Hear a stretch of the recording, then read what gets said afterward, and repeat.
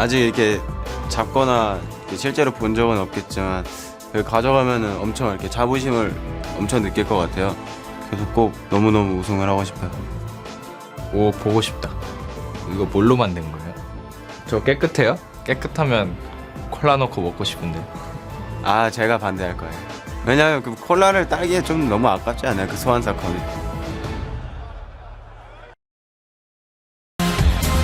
Welcome back to the Season 3 World Championship. It's time for Game 3 in the semi-final series between SK Telecom T1 and Najin Black Sword. And tied at 1 apiece now, the teams will look to make the adjustments necessary to pick up a second win in the series. Yeah, one of the things I want to highlight from the previous game is that Faker made a big adjustment to his game. He didn't pick an assassin. Ari was left untouched during the course of that game. He picked out Orianna to deal with Gragas, who was drinking from his cup, as some of the teams are saying. And I think Orianna on Faker in that game played a lot better because they had all of the utility to offer, because Ari's burst just didn't kill anybody in game 1.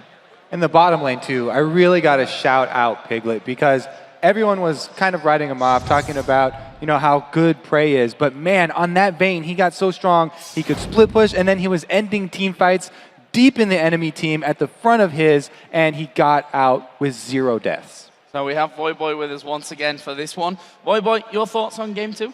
Well, as Kobe said, Piglet did have a really good game. He posted up big numbers. But one thing you have to remember about that is because Kane and Prey got 2v1 and died, they gave up a double kill early on in the laning phase, which was basically what allowed Piglet to get so far ahead of his counterpart and just end up split pushing like a monster.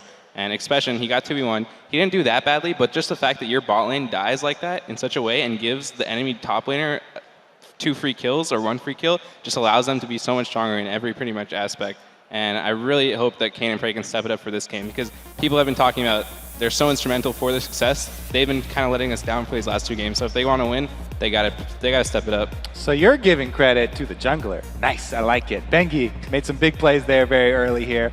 We'll have to see if he does go with that Lee Sin again. I'm pretty sure whatever it is, though, it will be one of the early junglers, either that or the Jarvan, maybe even the Elise. Ban's coming out so quick here, though. Yeah, Twitch, Thresh, Jax all banned out here, not wanting Expression together. Jax again on the other side, not that much of a change really. Zed, Vi, and the final one was, of course, Fizz.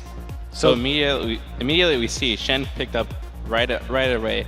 They did ban out the Jax, so that counter pick that Najin Sword was looking for in their first game that was so instrumental in their success is not available. So we're going to have to see what Expression chooses to go for to counter pick that Jax. We know in their game versus Gambit, he did go for that Diana. Singe is still on the table. There's a lot of options available. We just got to see what he's going to go for. The Diana game definitely comes to mind. In that one, I believe he was 2 versus 1 as well, though. So really the importance is in those deep wards. And if they can get the deep wards, so that SKT actually walk into them. We've seen SKT pull a lot of tricks as well.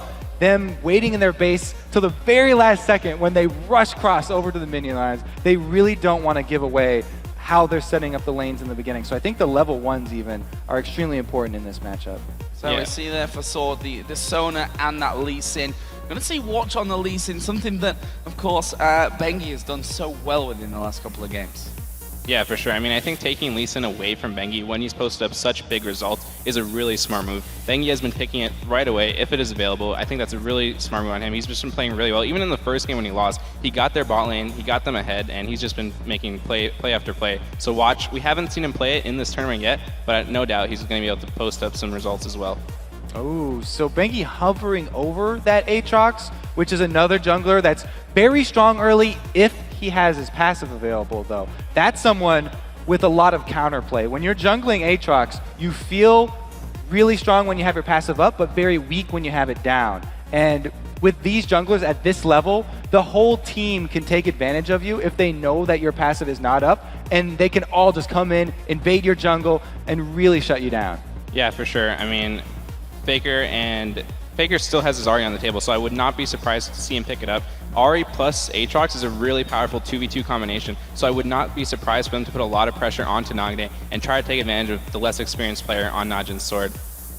So we see the Ahri coming out there as the final pick anyway, so kind of expecting that one while it's still on the table for Faker. Other side, just to step back a little bit, the Renekton coming out in there for the top laner Expression plus the Corki as well. It's really interesting that SKT team, they've got a lot of split pushing potential. Not only do they have the Shen, but also as mentioned before, Piglet on Vayne gets to the point where he can split push himself, and then Faker, as always, he's confident in his 1v1 abilities. Yeah, for sure. I'm not surprised at all to see the Renekton and Gragas picks picked up. Renekton has been huge this tournament. It's just Impact and Expression's go-to champion. When you want someone who's just going to consistently do well in their lane, push out and put pressure, and allow the rest of the team to carry, Renekton is your go-to. And Nagne picking up that Gragas, it worked phenomenally for him in the first game versus Faker's Ari. He's just looking to repeat that success once again, so let's see how that goes. And this time around, there's no Bengi Lee Sin that's going to come around to behind his turret and snipe him. So hopefully he'll be able to hold on to his life a little bit longer. Well, there is the Aatrox that could come behind his turret and snipe him off. We'll have to see how that one goes. But, you know, the question again that I have to ask is, can they adapt here to things? I mean, they did adapt, let's be honest, for game number 2. It was a very one-sided affair, that SKT win. Is this composition different enough now from Sword? I mean, I like the change, especially taking away that Lee Sin, because he was the one who got it rolling, especially down in that bottom lane. You know, if they won't adapt their in-lane play, then taking away that champion's huge. But Aatrox is something I'm really a fan of, and I like this substitution here. Bengi going to that one next. Yeah, no doubt. They gave Corki to Prey again. He's picked it basically every time it's been up. We've seen Corki huge in this tournament. Triforce, of course, a big factor in all of that. He hasn't had that much success on Corki in the last games, so I'm actually really surprised that they chose to go for it again. But I mean, obviously, that's just showing confidence. I definitely think they're going to step it up for this game. So. Also, that dual lane, Sona was banned out in the first game. So SKT, they know that that's a high priority for this bottom lane. We'll have to see if they can execute with it. Well, thanks again once again, Boy, for joining us for the picks and bans on this one. We'll see you again before Game 4. However, we are going to move into Game number 3 right now as SK Telecom T1 take on Najin Black Sword. The scoreline, we're tied at 1-1 here in this best-of-5 game. And we'll see how well Sword can do in this matchup. In the very last game, we see them actually stealing away 2 picks here from SKT. That Lee Sin and that Renekton, locking them in for Sword, and we'll see if Sword can have the same level of success. As it stands, SKT with a heavy 5-man push down this mid lane already. All right, so SKT also coming out with the 4 Doran start here. 2 blades, the ring, and the shield. They've pretty much got the whole set here. And I like the fact that they've got Shen with the Doran shield. He can go very easily into a 2v1 situation if they are able to get the ward coverage down to find that out. And Aatrox as well. Jungle Aatrox always starts with a Doran's Blade because he doesn't need any sustain from items. He won't buy a lot of potions. His W will sustain him up easily throughout the jungle. Whenever he gets below 50% HP, it triples the heal. So look at this here. Sword did exactly pretty much the same as we saw from them at level 1 in game 1, where they headed down towards that bottom side by the red buff. Not quite getting the same wards in there. They've got one by the red, but not one a little bit deeper. And we saw that SKT set up this trap, but Sword not going to walk through. Sword right now, they're stacking up towards their own blue buff area. Hang around, play a little defensively. This is the first game that we've seen Sword not getting those very, very deep wards down on the SKT jungle. And this time around, they're just going to have to do a little bit of guesswork as to where those lane matchups are going to go. Nagne playing his Gragas once again, coming up against Faker's Ari. It went very well for him in game number 1. He'll be hoping to repeat the success here in game number 3. So blue buff start for Watch. He's going to be helped out by Expression, who will be taking this 2v1. As I say that, 2v1, he's moving down into the bottom lane, and it's looking like it will be a 1v1 as Impact is moving over. This is an interesting start from SKT. So both of these solo laners shared blue buff experience with the jungler, but actually it's going to be Expression down to the lane first, so he's going to have the experience lead on Shen in this situation. And both of the junglers are looking to steal away red, so it's going to be a red trade for each of them.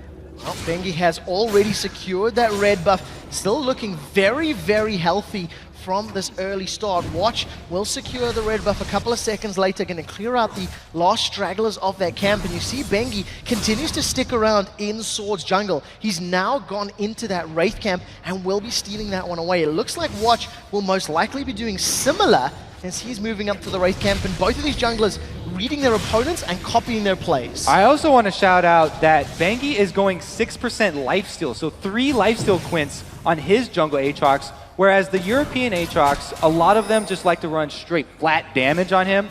And he might even make use of his passive very early here. Aatrox loves diving turrets because he can just revive in the tower aggro reset.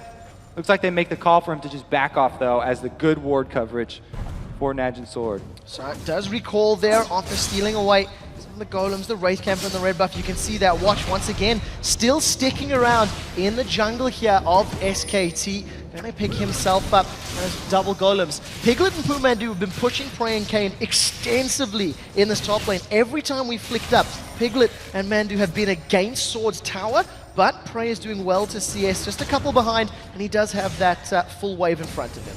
Yeah, someone forgot to tell Watch that they've switched sides from this one around because he's taken everything on that bottom side of the jungle here. We just saw Bengi actually going over to the Wraith to see that there wasn't anything there.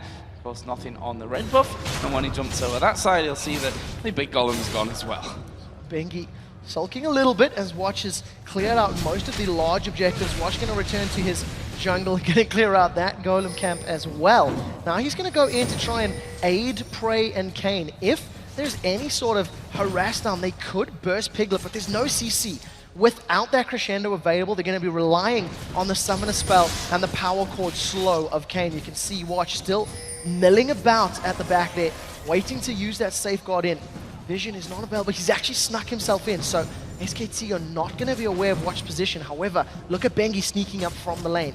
Aatrox is available to counter gank. Now in the early 3v3 situation, if SKT don't have Pumandu being initiated on, then Aatrox will come out ahead because he's got his passive. Gonna dive in onto the side. It will be Watch that they focus on. He's actually knocked away there by Piglet, and everyone losing a little bit of health. Prey down to half there. Watching a similar scenario, but no first blood here. Yeah, more flashes burned on the side of Sword though, so overall, SKT come out a little bit further ahead. We'll have to see how it affects them. Impact right now farming up under his tower. Expression gonna be doing some lane cutting, as it were, getting between both of those towers and just really holding on to the wave, knowing that junglers were top lane. Prey takes a massive condemn into the wall.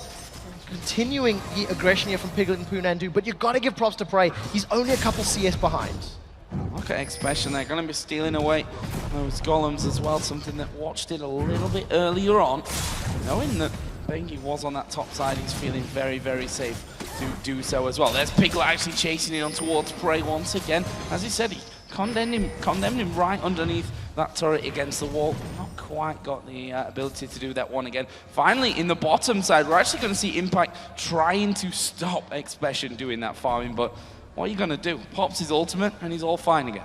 And there's nothing in the jungle for him to steal away either, so he's not going to get that much out of the ultimate. Meanwhile, when Impact does hit level 6 and he gets his Stand United, then he will actually be able to turn around something like this top lane gank that's about to go off. Will he get level 6 in time, though?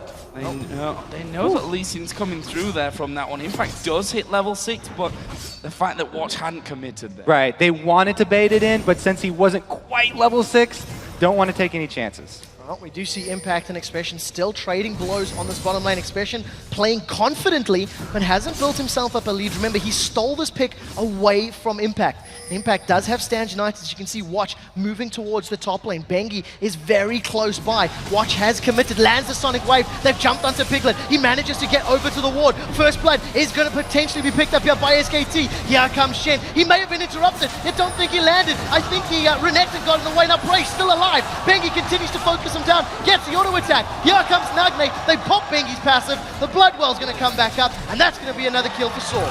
Great win for Sword right there. They were able to get the Stand United as well as the Aatrox passive down in addition to their kills. It did cost Expression his life though, because he had to dive the turret to get in range for that stun and interruption. Well, this was waiting a little bit there for that first blood, but it certainly comes quickly. Now 2-2.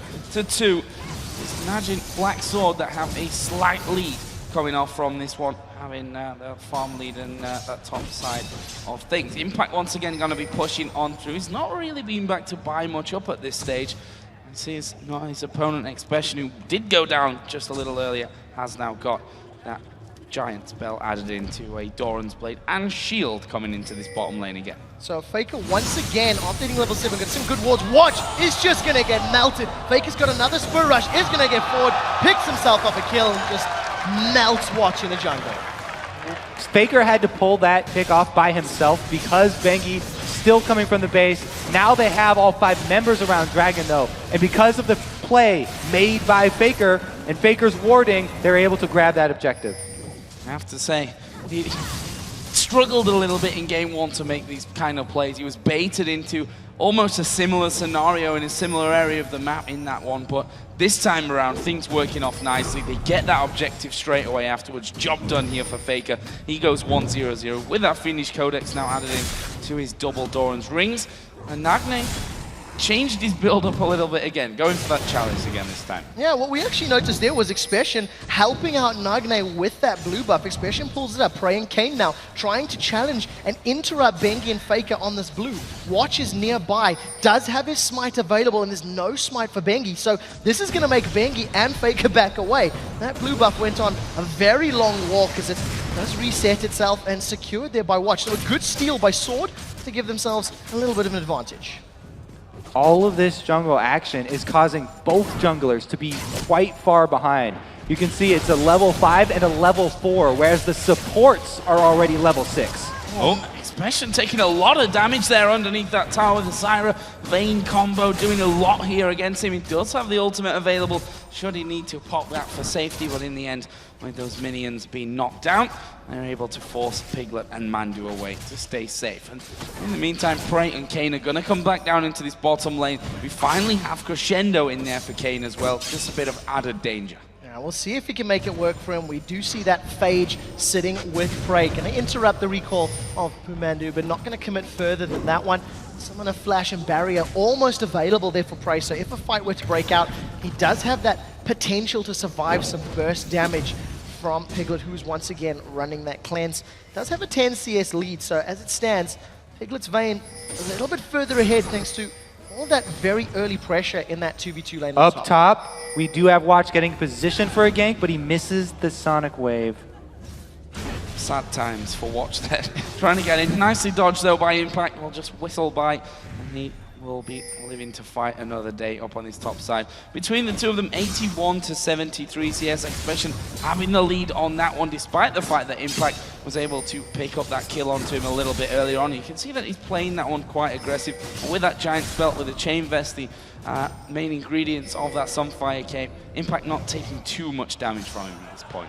This would be the first match, I think, of the 3 that we've seen so far, where Impact and Expression have basically been even during the course of the game. In Game 1, Expression got very far ahead of Impact Shen. Game 2, they went in 2v1 lanes, and, you know, Impact got very far ahead. And right now, they're sitting basically even. 5 CS difference, and you see all 3 Dorans with Expression right now. Pumandu and Piglet trading back and forth. There's a Crescendo! Crescendo coming in. As he's Watch, there is the stun United. Is it going to be enough for Mandu? No, it's not. They managed to lock up Watch though, and they'll be able to bring it back. Mandu stealing that one. Probably could have left that one off for Piglet, but they will trade. It's the jungler for the support. He definitely should have left that for Piglet, because that was double buffs. Bengi here wants more. Here comes Bengi, doesn't manage to land the Blades of Torment, and Impact and Piglet not really all too keen on that one. They're going to be happy with putting a lot of damage on this tower, and if nobody comes to contest, this could be the first tower of the game in favor of SKT. Will be the first tower of the game here. I think they've got a good wave coming up. Vayne is just making sure that the next one doesn't come down to that one. Meanwhile, Impact joins him, and that will be surely the first one of the game going down in favor of SKT. Well, it's taking its time, that's for sure, but it is generally on its way out. Faker, meanwhile, has gone up now to this top lane to go up against Expression. Meanwhile, they're still having to tank it up. Finally, it goes down. There we go. What I like about that is the tower is denying the minions, the gold, the levels, the XP from Prey. So even though it's only a 10 CS difference, it is a little higher thanks to that sort of strategic decision-making there of Piglet and Pumandu. Right now, Prey, with that Sheen completed, is now once again returning to lane. But I anticipate that Piglet should have his Blade of the Ruined King or be very, very close to it, which is a massive, massive spike for him. He's going to be able to out-duel Prey in a 1v1 situation as long as he doesn't get instantly burst down thanks to Kane's Crescendo. Just saw Faker there actually trying to lure in Expression. Well, it didn't quite work out for him. He did have Bengi there to help him if that would have gone down, but a plan not coming to fruition. However, in this bottom lane, it is once again 2 versus 2. Those grasping roots, as we've seen before, have been a real game changer. Currently, Kane doesn't have Crescendo up and available. Expression going to come in there. Charm actually did land onto him, but Expression had already got himself out to safety. But is it really safety? No. Bengi's coming around the side. There is the knockup. Ulti popped here by Aatrox. Bengi actually going to have his passive pop from this one, but Expression won't escape with his life. It's Faker that picks up the kill. Expression staying there because he wanted to pop that. Oh, here we go down bottom. Strangle Falls comes down, throws Kane. No, he flashes over it. Now Piglet, tablet forwards. Oh, he got Crescendo hit. catches him just with a tip. He manages to flash away. Now Prey, way up front, secures a kill onto Piglet, throws down the barrier. Piglet is alive in the background, or rather, the tower drops in the middle there for Sword. A very good fight going in favor of Prey and Kane. It's not over, as here comes Watch. If the Sonic Wave lands, Piglet's in trouble. He connects. Barrel comes out a little wasted. He gets the Sonic Wave to land even as the Condemn comes out. Really good confidence right there, and a little bit of overconfidence from Mandu going, continuing to try and fight that. Actually cost him his life, so that's the bottom turret as well being traded for this top. So that brings the gold. Where should we should probably wait a minute because SKT are pushing that middle outer turret as well. We do see Nagne coming around the side just to stop that one from happening as the minions get wiped out as well. And funnily enough, that does leave us level here. 2-2 in turrets, 5-5 in kills, exactly the same gold count.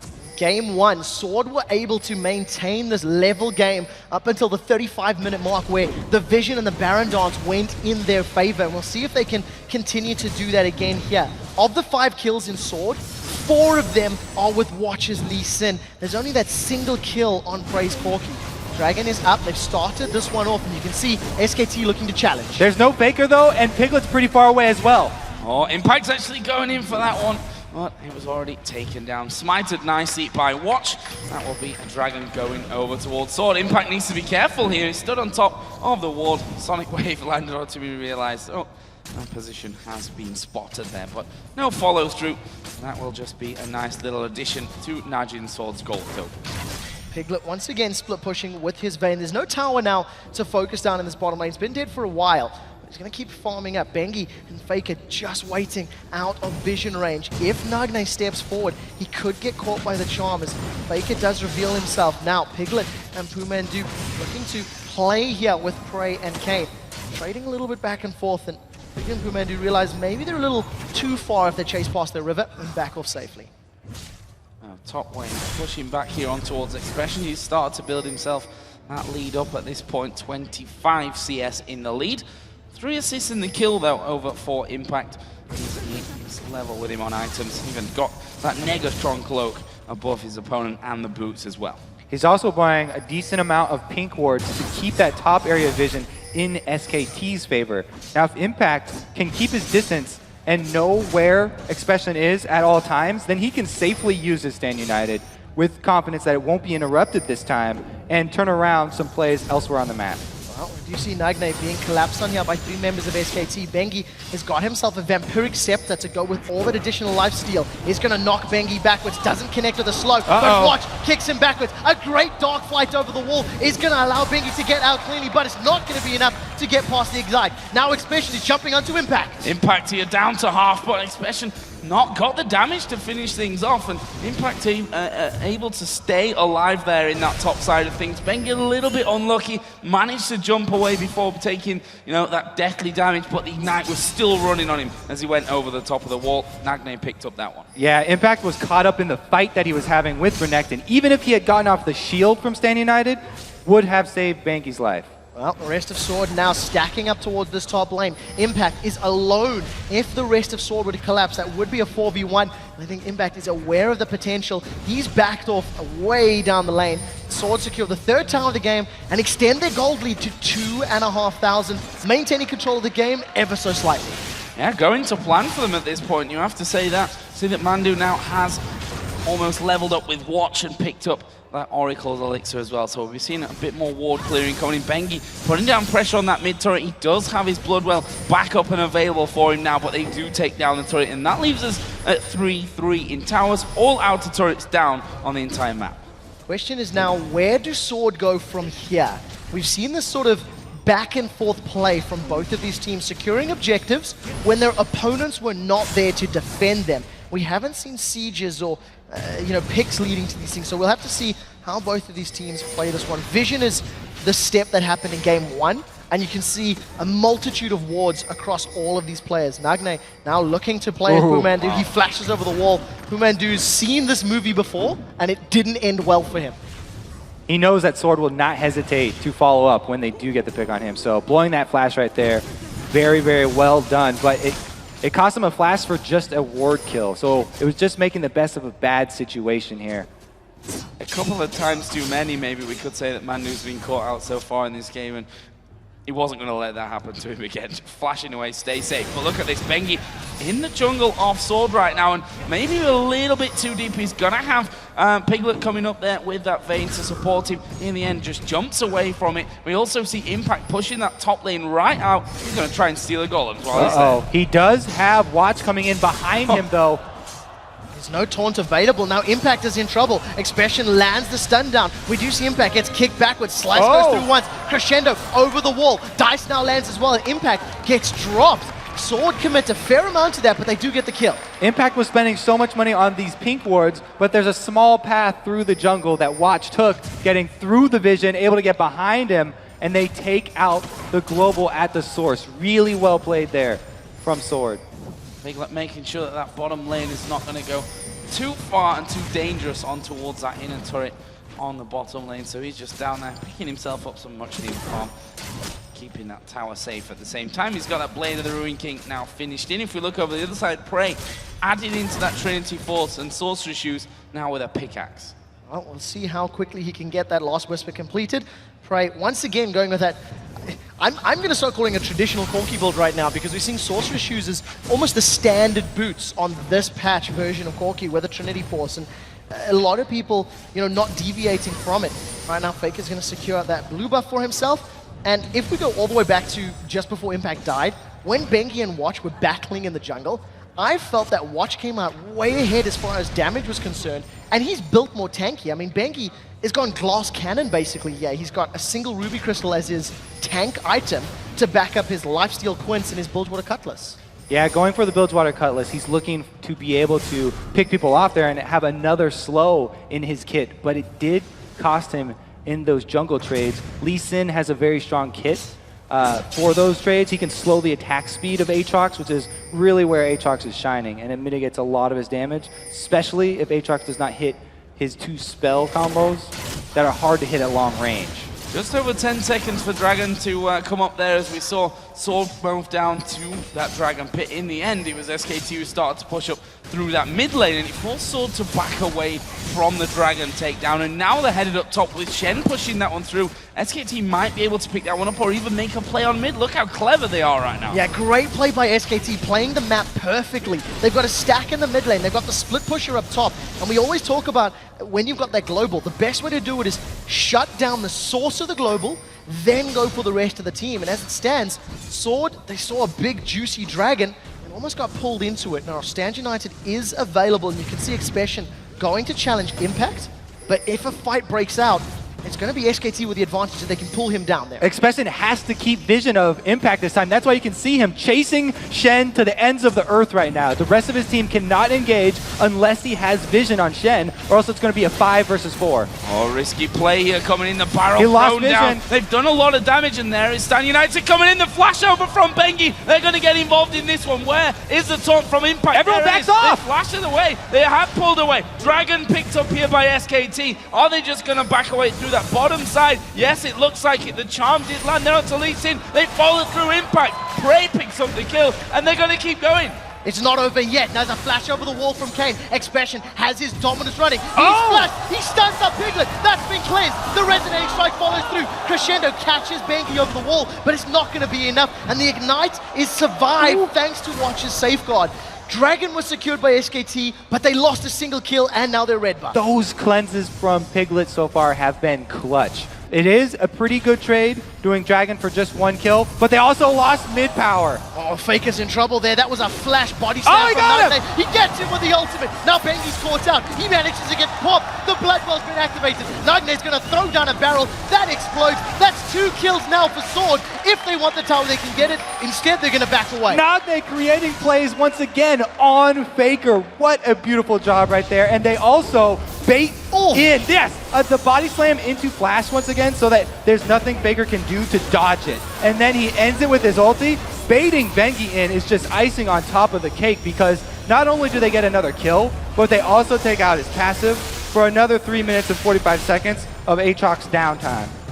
Yeah, Faker's flash out there. He actually flashed at the exact same time there and didn't quite get away from it. Not the ideal play coming out, but it's another kill over towards Sword. That's why people do the taunt into Flash or the body slam into Flash, because it's so hard to dodge that, whereas if you flash and then throw your spell, they can dodge the animation of your spell with a flash of their own.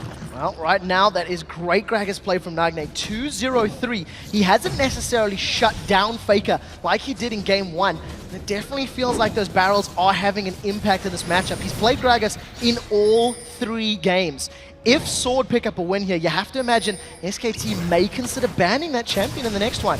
We do see now that Prey as well as Nagne hanging out in the mid lane. They managed to root up Nagne. You can see the rest of Sword grouped up towards that blue buff and top lane area. They want to now stop playing the map. They're playing the same game SKT were a moment ago. Especially up this top side, Impact, the only man currently to defend that tower as Sword moved 3 or 4 men over to defend it. SKT having to do the same there with Piglet and Bengi coming around, but that Corki taking chunks out of everyone. So the siege from Najin Sword works like Gragas clearing waves with his normal barrels and then saving the ultimate. When he knocks people away, it allows Corki to get Trinity Force procced auto attacks onto the turret. Oh, we do see the taunt almost landing there for Impact. Not going to connect this time round. The ultimate is not available for Nagne. You can see it was popped in that last little trade. There's no Bloodwell for Bengi. He's forced to use that Dark Flight to get out. A good grasping route's going to lock up Sword, but this should be the tower as Prey continues to hammer it down. There's those Trinity Force procs you're talking about. A little bit of an extended siege, but Sword come up with a 4th tower kill of the game for themselves. And they're going to turn that into another blue buff here. That's very important for Nagne. He can continue to zone SKT on those tower pushes, and they can siege up. So let's have a look then down some of the items while we've got maybe a little bit of a breather in this one. I'll not call that one just yet. For Faker, DFG obviously from earlier on, moving himself up to what looks like will be that death cap with the Silage Rod and the Blasting Wand. Other side, very similar side obviously from that first item. The Athenes was picked up first, and their farm between them very, very even at this stage. The AD carry is a little bit different from that. We can just see the gold there is so close, 8.9 thousand to 9,000 gold between the two mid laners. I also feel like this particular game, Expressions Renekton is having a much bigger impact than it did in the previous matchup where he was playing Jax into that Renekton. He's being a presence in his team, provides that dominance, and the meat wall that he's been playing is working into Najin Sword's favor. We also seen Prey securing that blue buff for himself, which is also something that Sword did in game 1. Again, we talked about the effectiveness of a blue buff on Corki, and now that they are able to have that plus the blue buff on Gragas, they have a huge advantage in the next push. You do see now Sword roaming towards this bottom lane. We always talk about going to the source of the global and killing it, but it did look like Impact got out of vision of Expression, and the rest of Sword backed away, realizing actually Baron was a very juicy target. If they focused Impact down, it could have allowed SKT onto the Baron. And we get a little bit of a misposition here as SKT could collapse on Sword from multiple angles. Recall pings come in loud and clear, and Sword back away. And I still want to highlight, Bengi, no additional items after that Ruby Crystal and that Bilgewater.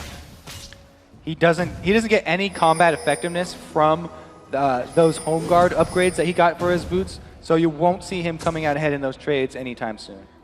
Oh, there's Expression just walking in towards Impact. He had that pink ward down in the brush, and he continues to push this bottom lane out there as Bengi going to be the focus for those Corki Rockets as well. Now Piglet there playing a bit of a dangerous game, just seeing how much they can test each other in that middle area. Gragas and Lee Sin both off to the side from it, but the Dragon coming up here in 20 seconds would be another welcome addition for Sword. But look at this, they're actually heading around towards that bottom side of the map. They're just trying and close in on towards Impact. They knock him backwards with the barrel. Dominus is down from Expression. He's trying to get in range for that area of effect damage. Bengi comes down, but he misses his shot. Nagne pinned against the wall. Piglet is in a little bit of a dangerous position. They get stunned up by Expression, is melted. A great kickback from Watch. Nobody gets caught up by the Stranglethorns, and now you can see Prey and Kane rejoining the fight. The HP is with Najin's Sword as they get on the tower. That's the tankiness of Expression you were just talking about. He doesn't go down, and Impact, since he got caught out with the early 2 versus 1 there,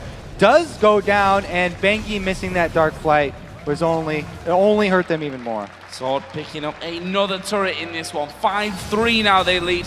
Have a solid 4,200 gold, let's call it, in the lead. And in game number 1, they certainly took a lot longer to close things out. Guaranteed it wasn't such a one-sided match as we saw in game number 2. They've just taken themselves another Dragon now, but slowly but surely, they're getting the job done. It's not about how fancy you do it and how quick it's about getting that job done. And Najin Sword do have longer average game times as well, so they normally close them out a bit slower. Well, we do see now Sword continue to build up the tankiness. There is a Negatron Cloak now sitting in Prey's back pocket. We can see that Randian's Omen plus a Negatron Cloak with Expression. He's got no additional offensive items, just going to rely on that sort of ultimate percentage HP damage and the Sunflare Cape to shred through your opponents. And when you've got over 3k HP and great resistances, it's very difficult to get rid of him. So you can see Expression shoving out that top lane while the rest of Sword grouped in the middle lane. Stand United once again available from Impact. And I have to say, his Shen has not necessarily blown my mind. Game 1, it was first pick, didn't offer that much. Game 3 now, first pick, still not offering as much as I think SKT were hoping. Since Najin are all grouping up in the mid lane here, it's gonna force something from SKT. SKT having Shen split pushing, he's gonna have to join the fight if there's a hard engage. This is all on the next Gragas ulti. Oh, barrels rolling in there as well. That turret now down to half. They managed to avoid the damage and knock up out of Bengi. There is Watch right at the front trying to get involved. Bengi, blown up. Well, his passive is there to save him. Will he be able to escape? There is Stand United coming in. Stranglethorn's going to knock Najin Sword into the air. Prey is going to fall here. Faker from the side. Crescendo comes around. SKT doing great in this one. Now Kane going to be the target. Exhaust goes down, but it won't make a difference. Expression is going to try and chase down Faker here, but with Impact to get that taunt down, will he have the finisher? No. Faker is still alive. Charm's going to land onto him. Is he going to be able to walk away? Faker is still running. Damaging him. There's another turn, and Expression goes down. What just happened here? Faker magic again. Faker timed that re-engage just at the beginning of the fight. Let's look at this again. He times the re-engage perfectly with the Aatrox revive and then Shen shield on top of Aatrox. Faker went right through that fight all the way to the back and takes out Prey at the very beginning, taking so much damage away from Sword. And then he's able to land the combo onto Sona. Now right here, it's up to the very coordinated play. Impact with the taunts at the perfect times. Right after the stun goes down, he gets it onto Faker, and Faker heals up the minion. He sees that he has the passive up. He gets the full Orb of Deception, which does the most damage and will heal him for the most.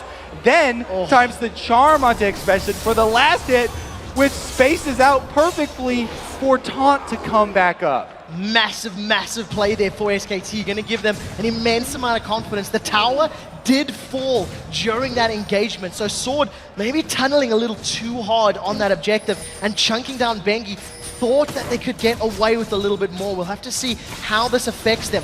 5-1-1 on Fakezari. And right now, Piglet's Vein 0-2-3. Not really a big factor in that engagement. Sword still hold a 3,500 gold lead. And we'll see how they play this one out, clearing out the vision all around the barrel pits. Don't think we can ever count SKT out at this stage when they can make plays like that, when Faker can come in and do incredible things as he once again lines up the charm there. Didn't quite connect this time around. Kane can thank his lovely soul for getting him out of that one. Meanwhile, Impact pushing, surprise, surprise, that Shen down in this bottom lane. He's going to be joining a little bit later once that stand united is called for. But a bit of a standoff, similar to what we saw in game number 1 now, around this same time. SKT are going to do their best to stall this out because they actually can't make that same play again because they don't have the revival from Aatrox, and without that, he's extremely squishy. He'll just go down very quickly again. So SKT really going to do everything in their power to barely hold on to some vision around Baron and stall this game as long as they can. Well, the rest of Sword right now stacking down this mid lane. That's all 5 of them. They have their ultimates available if they want to start a fight. Pumandu off to the side. He's going to have to be careful. Oh! We do see Prey going in. Stranglethorns comes down. Now Prey, he's on the wrong side of the team. He's still alive. Crescendo locks up the backline there. SKT is Prey secured. The first kill of the fight. They traded support for support, but now Faker and Piglet are going to Sword side of the base. Prey gets taunted up. Prey gets knocked up. He's still alive though as he focuses down Piglet. This is a fight going in Sword's favor. Impact still alive. Fails his dash to the wall. Flashes away. He's gonna get shut down by Sword. Faker died there at the end as well, and honestly, they can leave Impact alive. He's going to have to recall here. Meanwhile, Sword going to push through. Oh, he's going to call out. Prey going to chase this one down, and he will be another kill. Right. He's still alive. Surely can't escape this one. I'll happily eat my words, though, if he does. He's headed off in towards the base right now. Meanwhile, they're still pushing off. Here is Impact. What's he going to do? Oh! Close. Flashy finish right there. Taunts his face right into the wall, and Prey's able to finish him off. But that was he'll delay long enough that the ace didn't come through. Now they have control over Baron, and they're turning on it very quickly. Well, Prey and Watch now hammering away on this one. SKT, even though they've got a lot of mobility, are miles away. Baron's going on. Talk to us through this fight. As you can see, Baron in picture. So like we said, SKT wanted nothing more than to stall this game out, but because Mondu gets caught out of position, Faker takes the initiative again to go answer. He takes out the Sona, but then, you know, impact into the Bengi stun from Dark Flight is not enough to hold down Prey. And Bengi, without that pass that we talked about, after he goes down, not coming back up, Expression this time able to chase down that Ahri and finish off Faker. Revenge to be had there, I think, from Expression after that previous encounter in mid. The Baron was taken while we were watching that replay there by Najin Black Sword. That gives them just an incredible advantage now moving forward with that inhibitor down in the middle lane, with the top lane and the bottom lane only having the inhibitor turrets left remaining. This is close stuff once again. SKT just holding on to this game. Yeah, and so crucially in that previous team fight, Prey actually committed, jumped onto Pumandu, and I panicked for him. I was like, you're going way too deep, man. He had Shen and Aatrox jumping onto him, but so crucially was able to survive. Well, you see Expression is now caught out Impact, throws down the Randian's Omen, does get taunted up. Now Watch has chased him from behind. He's landed the Sonic Wave.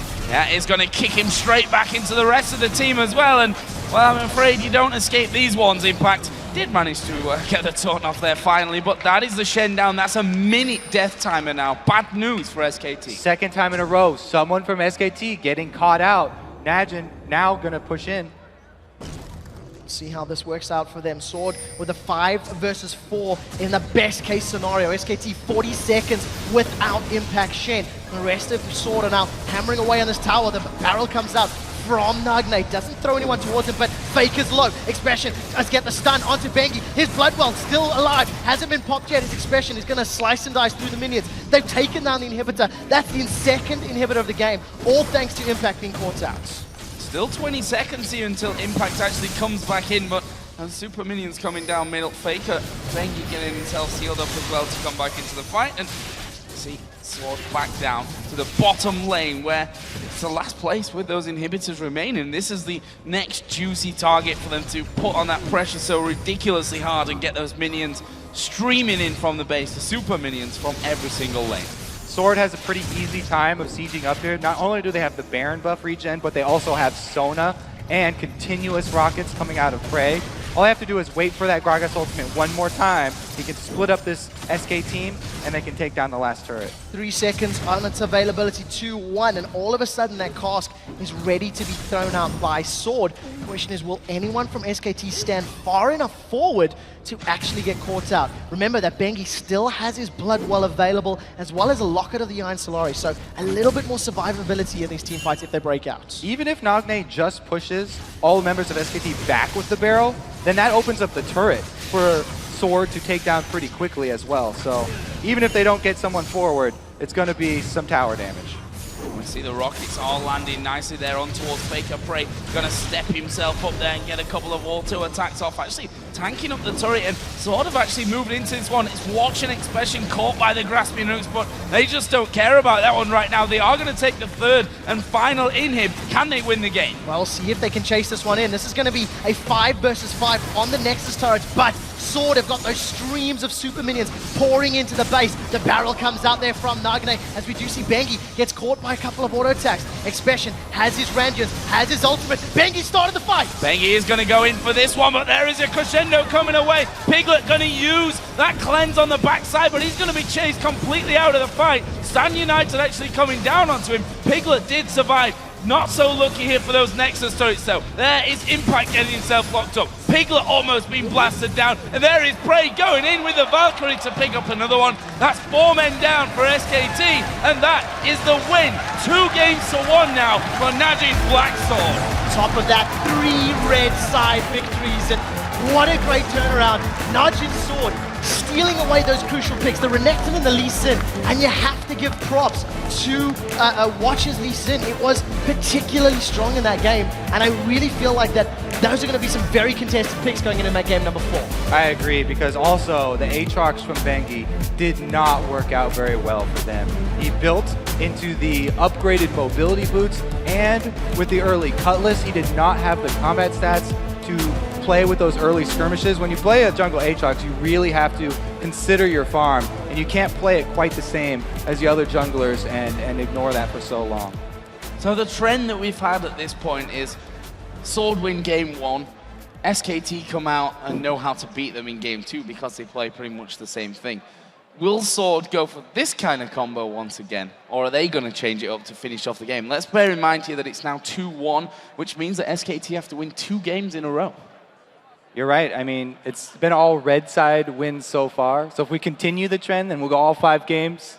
I feel like picks and bans is going to be drastically different in this game, because or at the very least, there's going to be more emphasis on stealing the picks away, because we've been seeing this going back and forth. The Thresh is still a priority. I don't think either team's going to let that one through, and if they do, it'll be early picked. But like that Renekton was game-changing in game 2, and less so in game 3, but still had a very, very big impact. It also raises the question to me, this Gragas. Are we going to see anything about this Gragas too? Because Nagne has been performing on it, but not really anything else. Well, we'll find that out in just a little while. For now, we're going to head over to Riv and the guys at the analyst desk for their take on Sword's game 3 win.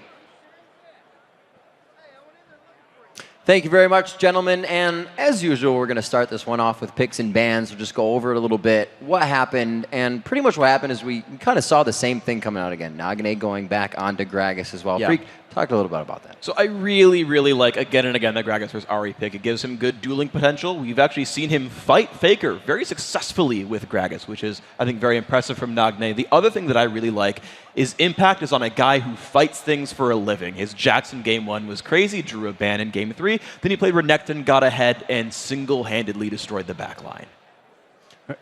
Yeah, I just want to point out how well Nagne is playing on that Gragas. He has done and landed about 5 E's into Flash, basically making it impossible for Faker to do anything against it.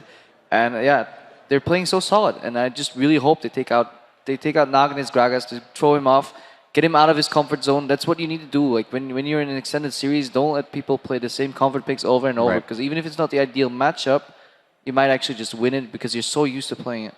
Yeah, it seems like Nagne really steps it up on Gragas, and that might be a problem because Faker's supposed to be winning mid really hard, and Nagne's able to just push him off and farm safely, clear the waves. And another thing I want to point out is Bengi on Aatrox. Not only is Aatrox not his style, because Bengi likes to go around tap lanes, gank a lot, and if Aatrox doesn't get really farmed, he's actually useless. You can see this game when Aatrox is behind, he had mobility boots and like a Bilgewater Cutlass. He's completely useless compared to Lee Sin. I think Bengi should stick to utility junglers. Not to mention that no Korean team played Aatrox until we saw SK Telecom play it against Gaming Gear, and that wasn't the best representation of a highly skilled opponent like they're facing here in the semifinals. And so it did seem like a little bit of a weird pickup for them. And with the pickups, we actually saw a little bit different style of gameplay, which we'll actually bring up in a replay Monty's going to take us through here. 6 minutes, 50 seconds into the game, the first blood, but really the fact of watching, I think we talked a lot about emotion and doing the wrong thing kind of when you need to do the right thing here. Well, yeah, and this is a great cross-map play right now. So let's go ahead and start rolling this with Watch coming in from the side.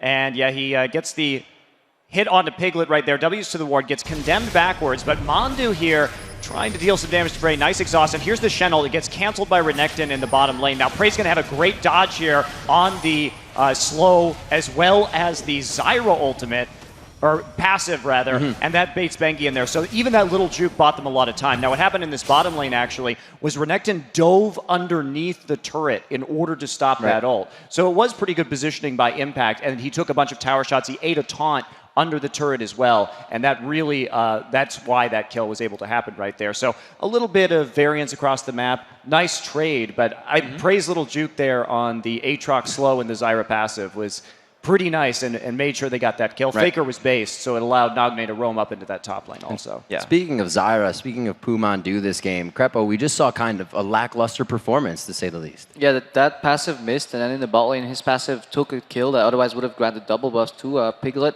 Generally, in these games, he's been getting caught quite a few times. I don't want to discredit him because he's been making really good plays, some really nice teamfight ultis. But generally, his awareness hasn't been good enough, and he's gotten caught. Oh, a lot of other players are making mistakes as well. We've seen failed flashes in this game, 2 taunts into a wall. It's really important to see how these teams, how their mental agility hangs in there, because in extended series, the players with the best mind, not necessarily mechanical skills, but just how mental agility fares up one team to the other. Interesting. Yeah, and while Faker had a really good game, I think SKT's bot lane this game had a lot of trouble. They were really lackluster. I mean, they turned it on at certain points, like Mondu had great ultis, but the entire game, I was looking at Piglet, I was like, this guy's playing Vayne, he should be split pushing with Shen ulti, because if somebody goes to 1v1 the Vayne, she's going to win. And if somebody 2v1s the Vayne, she's still going to win because she has Shen ulti. So like, she should have been splitting pretty much the entire game. And all I saw was group, try to team fight, lose the team fight, group, try to team fight, lose the team fight. And another thing that really confused me was the fact that she built Negatron and Hex Drinker when she's up against this super tank Renekton who has an Omen. She should really have what's it called, a Last Whisper, and just try to dodge the Gragas damage. I think she was really just too defensive with her build, and she was never able to kill the Renekton. He was an unstoppable like beast. And I actually want to talk about the Renekton a little bit, because I talked about, just for a bit, about Expression playing sort of a more carry-oriented top laner, playing the Renekton, getting into the back line. And one thing that I actually liked a lot from the Sword lineup is they created a lot of plays, and they specifically created a lot of them against the Shen. That these guys ran around picking up kills and making a lot of plays. And one thing I wanted to point out, actually, in the mid-game, Faker at one point was 5-1. Where at the exact same time, Nagne was like 4-1-5. He had made almost twice as many kills for his team in the mid game, and Impact kept getting focused. And we talk about when you want to gank a lane, you actually gank the global because you can't help him. He's the guy who's supposed to leave the lane, help someone else out. They repeatedly went after Impact, repeatedly kicked him down a notch, which meant that he could never 1v1 Expression, and he had such little impact in late game team fights. There was one of the battles where Expression basically 1v2s Vayne and Ahri, whereas Shen's in there trying to deal some damage and doesn't do very much, doesn't stop Prey. And I think those were they had really just different impact in team fights.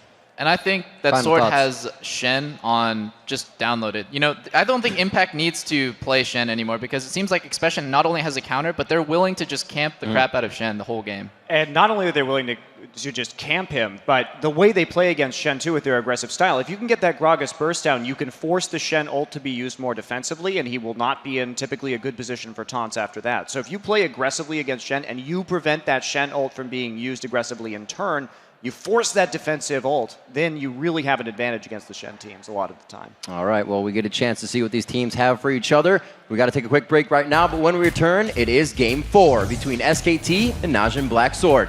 With one more win, Prey and Sword will lock down a spot in next week's finals and get a shot at the Summoners Cup. Plus, coming up, Team Coast's top laner, Zion Spartan, will join us to break down the fight in the top lane. But first, We look in on Najin Black Sword as they celebrate their Game 3 win. Okay. Nice, nice. Okay. 아 힘들다. 한판 남았다. 한판 남았어.